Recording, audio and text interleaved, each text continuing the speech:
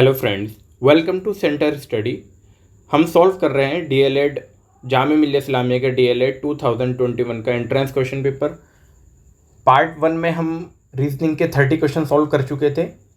अब part number 2 जो कि हमारा ये वाला पार्ट है, इसमें हम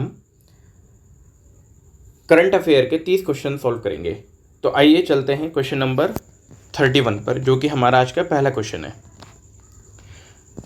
क्वेश्चन में बोला गया है, भारत में माल एवं सेवा कर यानी जीएसटी किस वर्ष से लागू किया गया था। तो जो जीएसटी लागू किया गया था वो वर्ष था 2017। ऑप्शन नंबर बी, 2017 में लागू किया गया है। 1 जुलाई 2017 में। तो आप डेट भी याद रखिएगा। क्वेश्चन नंबर 2 की तरफ देखते हैं। रेल बजट को आम बजट के साथ किस वर्ष से पेश किया जाने लगा। पहले रेल बजट अलग आता था और आम बजट, बाकी जो बजट होता था वो रेल का अलग होता था, बाकी बजट अलग होता था। लेकिन जब गवर्नमेंट आई बीजेपी की तो उन्होंने साथ में ही इस रेल बजट को एक साथ लाना शुरू कर दिया। तो जो वित्त मंत्री थे अरुण जेटली 2017 में, तो 1 फरवरी 2017 को आज़ाद भारत का पहला जो है संयुक्त, मतलब जिसमें रेल बजट और आम बजट दोनों बजट को एक साथ पेश किया गया, तो 1 फरवरी 2017 को। तो ऑप्शन नंबर सी हमारा करेक्ट हो जाएगा, 2017। उस टाइम जो कार्यकाल थे अरुण जेटली थे, उस टाइम वित्त मंत्री जो थे। क्वेश्चन नंबर 33 की तरफ मूव करते हैं। क्वेश्चन नंबर 33 में बोला गया है, भारत में किसी राज्य में केंद्र सरकार की ओर से प्रतिनिधि कौन होता है। तो इस क्वेश्चन का मतलब ये हुआ कि जो सेंट्रल गवर्नमेंट है और स्टेट गवर्नमेंट के बीच में जो आपसी तालमेल बिठाता है, उसके लिए कौन सा प्रतिनिधि होता है, मतलब कौन उसके बीच में बात करता है। तो उसका ऑप्शन है आपका राज्यपाल, ऑप्शन नंबर डी यानी गवर्नर। अच्छा, ये तो हुई स्टेट की बात। अब बात करते हैं यूनियन टेरिटरी की। तो यूनियन टेरिटरी में होते हैं उपराज्यपाल। स्टेट में होते हैं राज्यपाल और यूनियन टेरिटरी में होते हैं उपराज्यपाल, जो सेंट्रल गवर्नमेंट की और स्टेट गवर्नमेंट या आपकी यूटी में प्रतिनिधि करते हैं। क्वेश्चन नंबर 34 की तरफ मूव करते हैं। क्वेश्चन में बोला गया है, इनमें से किस राज्य में विधान परिषद नहीं है। अब विधान परिषद हमें ये जान लेना बेहतर होगा कि विधान परिषद किन किन राज्यों में है। तो टोटल 28 स्टेट में से 6 के पास सिर्फ विधान परिषद है, मतलब स्टेट लेजिस्लेटिव काउंसिल है। और वो है कौन कौन से, उनके नाम हम लिख लेते हैं। पहला है आंध्र प्रदेश।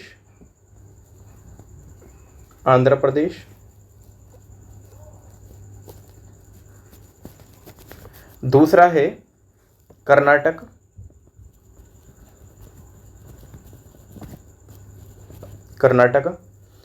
तेलंगाना, नंबर 3 पे तेलंगाना। नंबर 4 पे है महाराष्ट्र।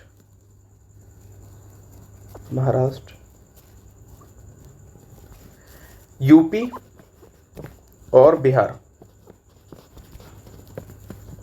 ये 6 स्टेट हैं जिनमें आपकी स्टेट लेजिस्लेटिव काउंसिल होती है। अब इनके अलावा जो भी आपको ऑप्शन में मिलेगा उनमें स्टेट लेजिस्लेटिव काउंसिल होगी नहीं। तो बिहार पहला ऑप्शन में है, तो बिहार में तो है। तेलंगाना भी ऑप्शन में आ रहा है, तमिलनाडु और उत्तर प्रदेश। अब उत्तर प्रदेश के अंदर भी है और तेलंगाना में भी है, बिहार में भी है। तो आपका जो ऑप्शन हो जाएगा वो इसमें कौन से, किस में नहीं है विधान परिषद, ऑप्शन नंबर सी, तमिलनाडु में नहीं है। क्वेश्चन नंबर 35 की तरफ मूव करते हैं। भारत का कौन सा केंद्र शासित प्रदेश 2 राज्यों की राजधानी भी है।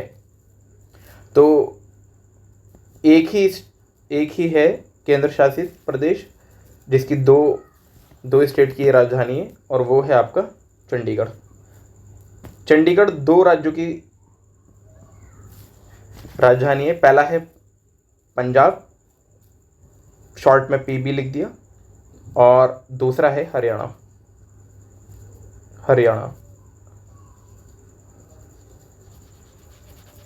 तो चंडीगढ़ पंजाब की भी कैपिटल है और हरियाणा की भी कैपिटल है। क्वेश्चन नंबर 36 की तरफ मूव करते हैं।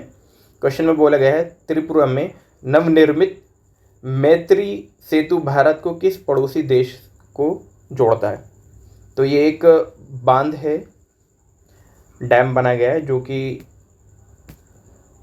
हमें बांग्लादेश से जोड़ता है।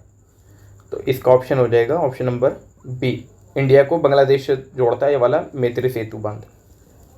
क्वेश्चन नंबर 37 की तरफ मूव करते हैं, और ये आपका बहुत इंपॉर्टेंट क्वेश्चन है क्योंकि ये हिस्ट्री में पूछ लिया जाता है, आपका करंट अफेयर में पूछ लिया गया है।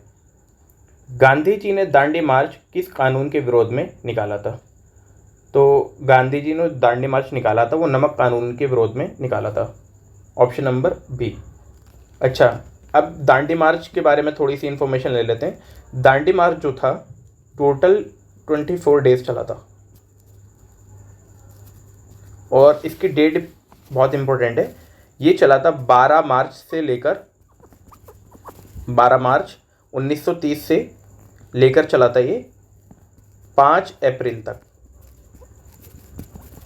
1930। तो ये पूछ लिया जाता है, कभी कभी साल भी पूछ लिया जाता है। तो 1930 में ये हुआ था।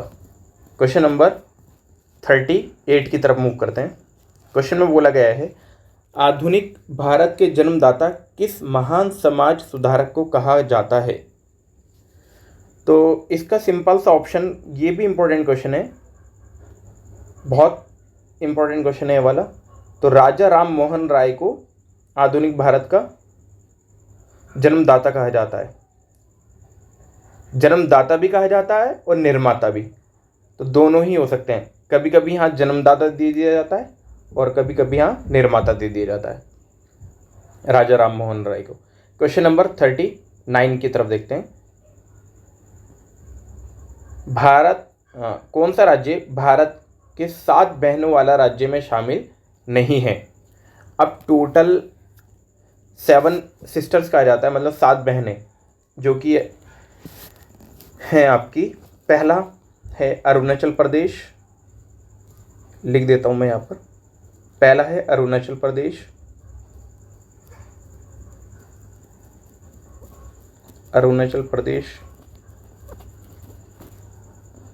असम,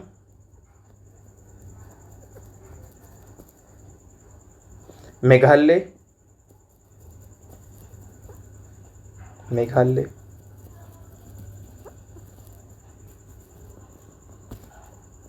मणिपुर,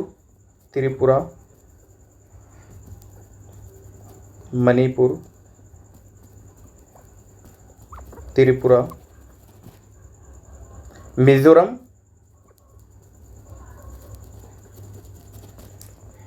और लास्ट है नागालैंड।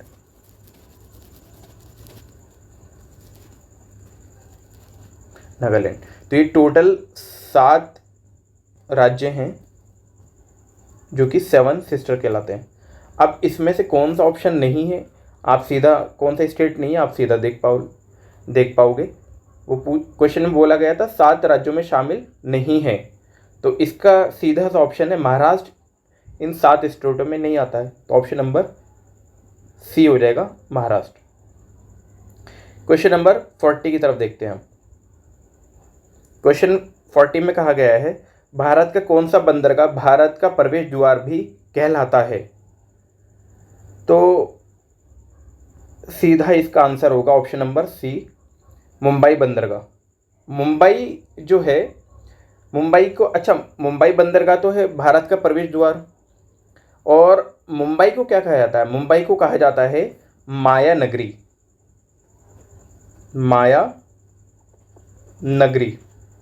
मुंबई को।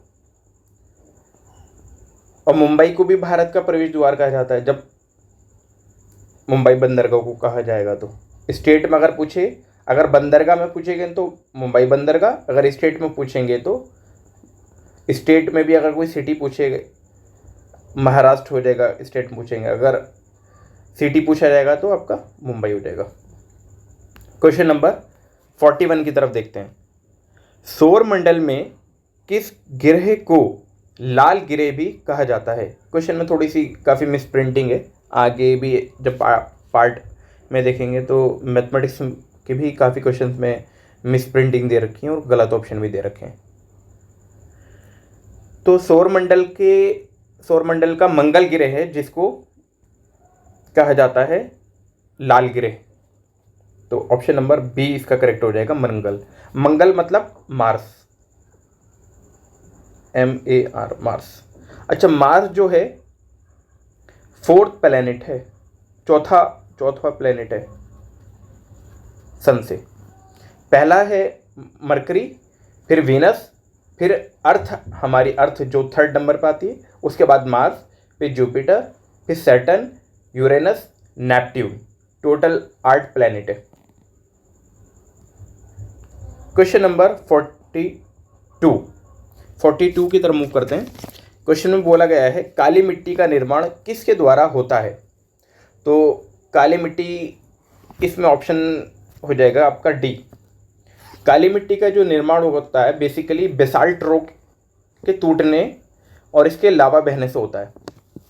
नाम है बेसाल्ट रॉक।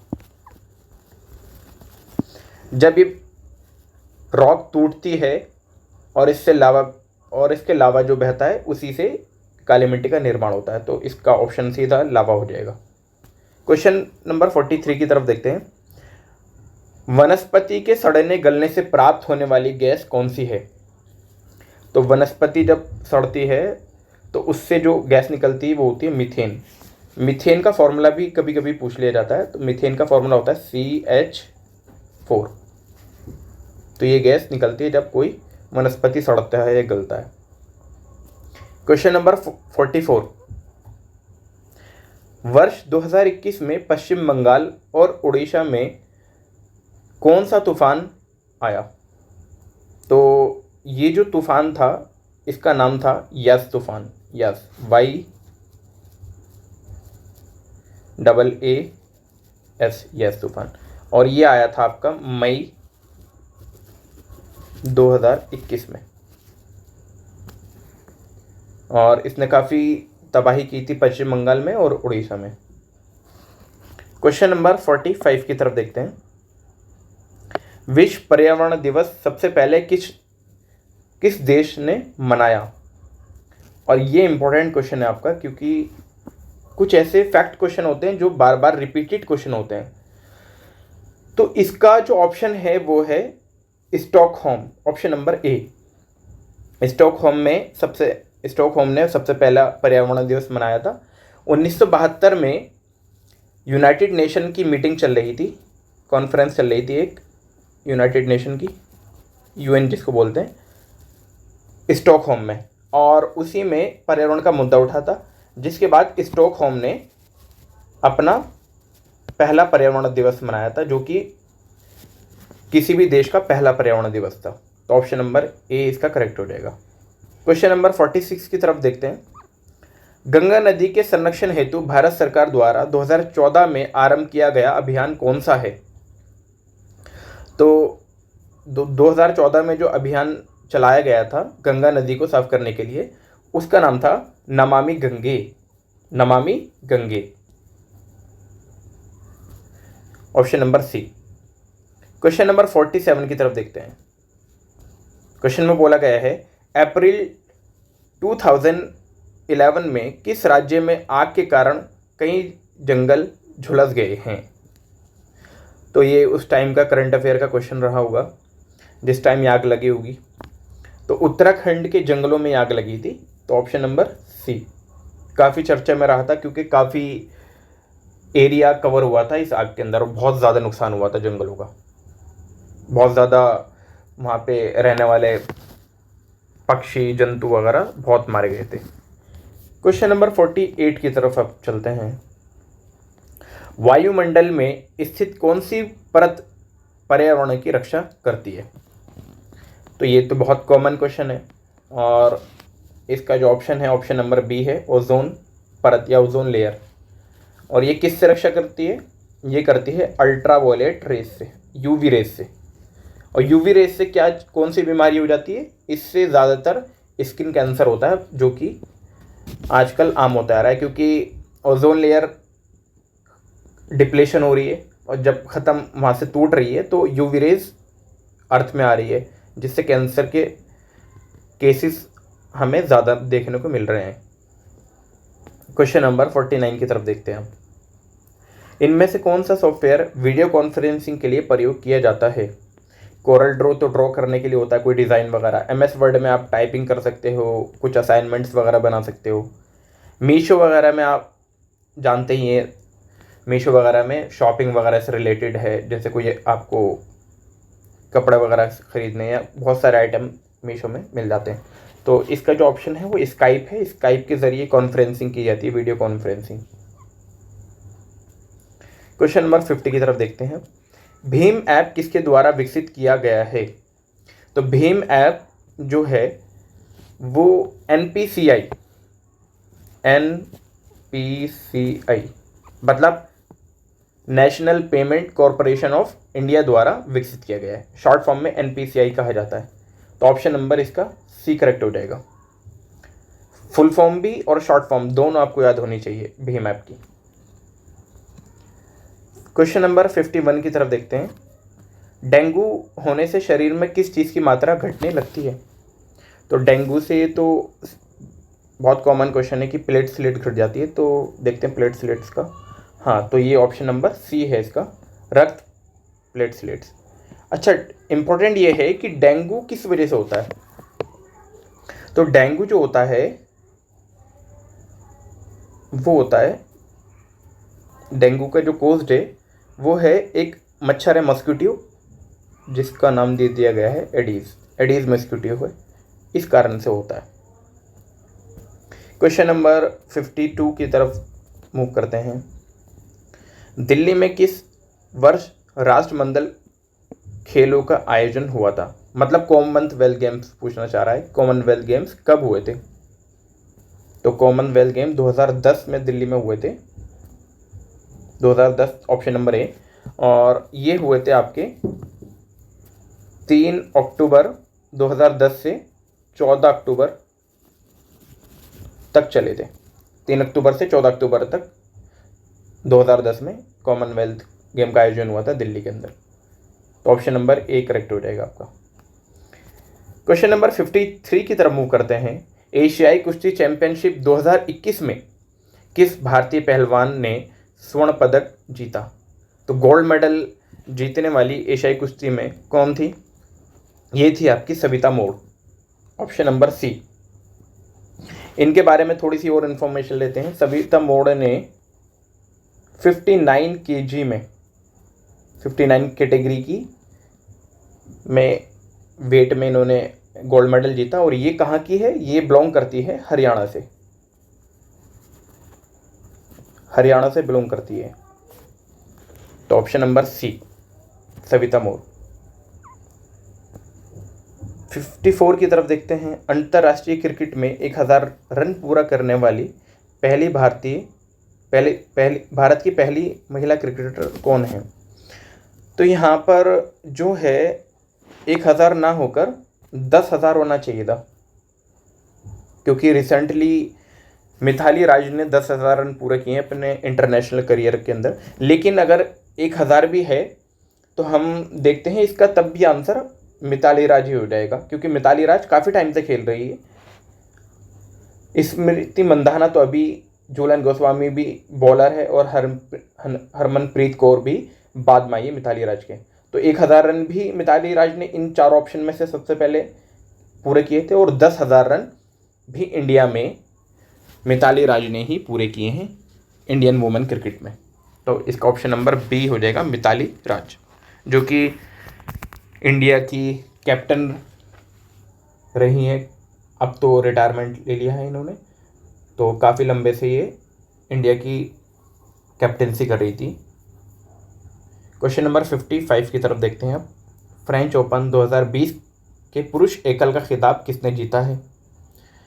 तो 2020 में जो पुरुष मेंस का जो सिंगल टाइटल जो जीता था फ्रेंच ओपन का, वो जीता था राफेल नडाल ने, ऑप्शन नंबर डी। और इन्होंने हराया था सर्बिया के नोवाक जोकोविच को। और ये भी जान लेना चाहिए कि राफेल नडाल है कहाँ के, तो ये स्पेन के हैं। तो फाइनल में इनकी जो भिड़त थी वो हुई थी नोवाक जोकोविच जो कि सर्बिया के हैं, उनको हराकर इन्होंने अपना एक फ्रेंच ओपन का खिताब जीता था। क्वेश्चन नंबर 56 की तरफ देखते हैं। जामिया मिल्लिया इस्लामिया में शिक्षण प्रशिक्षण संस्थान की स्थापना कब हुई थी?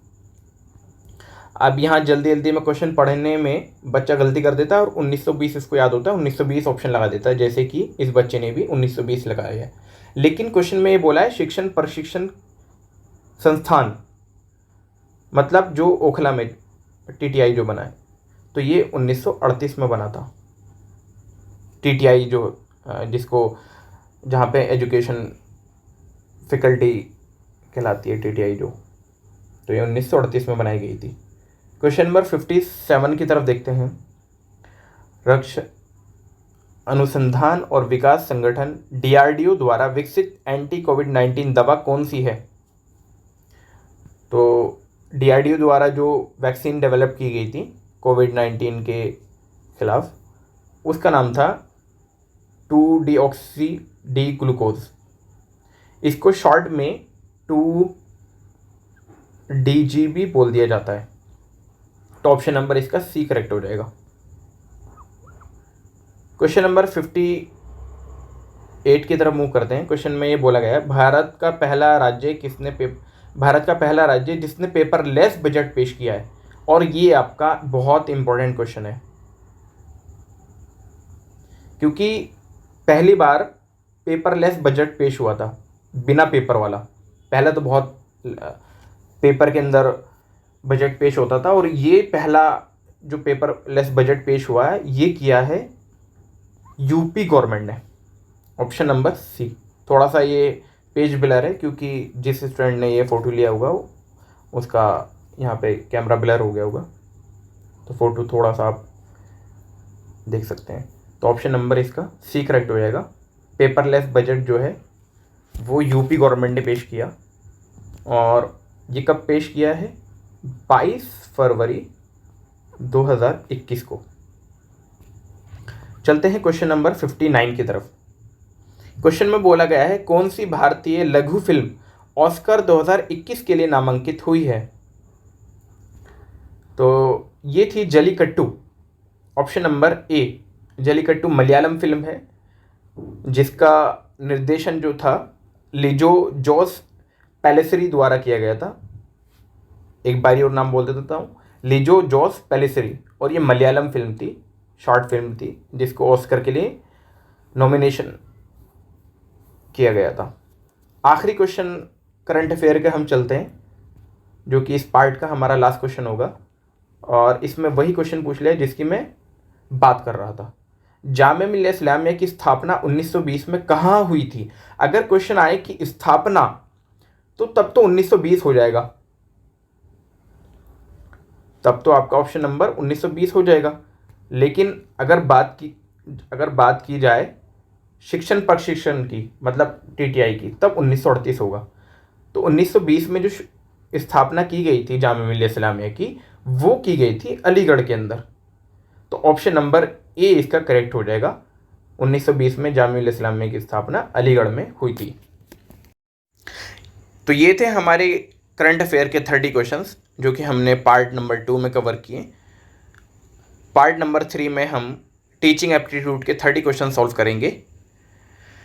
अगर आपको वीडियो पसंद आई हो तो लाइक करें, अपने दोस्तों के साथ शेयर करें। अगर आपकी कोई क्वेरी हो तो कमेंट बॉक्स में ज़रूर पूछें। शुक्रिया।